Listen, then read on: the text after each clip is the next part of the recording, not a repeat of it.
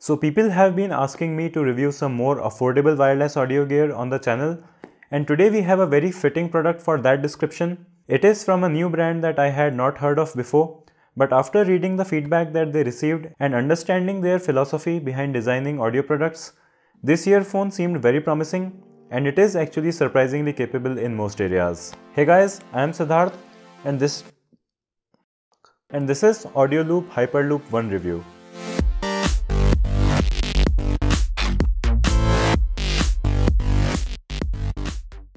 In the box, in addition to a reminder that they are an Indian company, you get a good quality hard carrying case, some stickers which you can stick at different places, the earphones themselves, a micro USB cable for charging, and extra ear tips and wing tips for the earphones.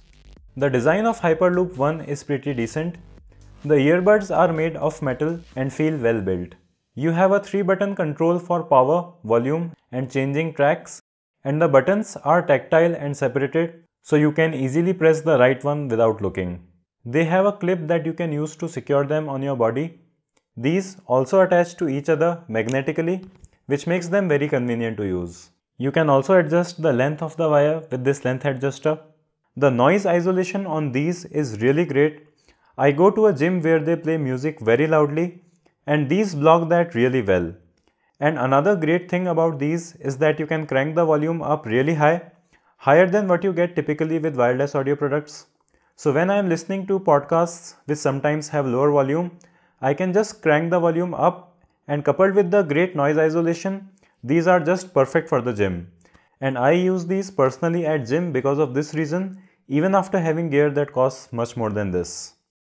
They also stay in your ears no matter what you are doing, even if other things on you fly away. Now these were not very comfortable for me initially because of the design of the wingtip which touched my ear in the wrong places. But then I just switched the left and right wingtips with each other, and after that it has been quite comfortable for me. And it also stays in the ear even in this position, and I did all that gym and karate stuff with the wingtips in this position, so it is not going to make them fall off from your ears. So even though most people don't seem to need switching the wingtips, if you don't find it comfortable, you can do that and fix it. These also have a water resistance rating of IPX7, so you can basically immerse these in a bowl of water without worries, unless you go deeper than 1 meter for more than 30 minutes. Coming to the microphone test, this is how the microphone sounds. I never had any issues with people not being able to understand me, and I think that this mic performs very well. Now we are going to simulate a noisy environment. As you can see, this is how it sounds with my lav mic. And now we have switched to the microphone on this earphone. It has clear voice capture noise cancelling technology by Qualcomm, so I also found it working well in noisy environments.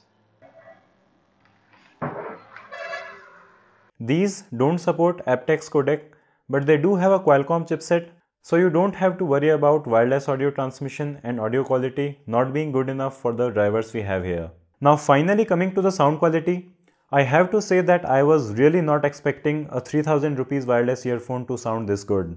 The detail in the mid-range and high frequencies really surprised me, especially because you usually don't get this level of detail and refinement in this price segment. You can try listening to Infected Mushrooms Walking on the Moon, which was one of the tracks I used to test these, and the bass was really great and the detail in high frequencies was also amazing. Coming to bass, it is also good for the price. It is not very tight, but it does hit hard. It is tuned slightly above neutral, so the bass heads are not going to be disappointed. And if you are an audiophile who likes a more refined sound, you will also not find the bass to be distastefully exaggerated like cheap earphones. If you watch my other reviews, you will see that I often suggest equalizer settings for different products, but I think that they have really hit the perfect balance with a slightly V-shaped sound signature for the buyers in this segment, and I don't feel the need to use an equalizer to get the best sound out of these, which is really great. The soundstage on these is pretty average, but that is not necessarily a bad thing. Battery life was also really great in my tests, and the advertised 12 hours of playtime is also pretty accurate, which is so nice to have as wireless earphones generally have around 6 to 8 hours of battery life. So in conclusion, I can say that at a price point of slightly more than 3000 rupees, these are outstanding.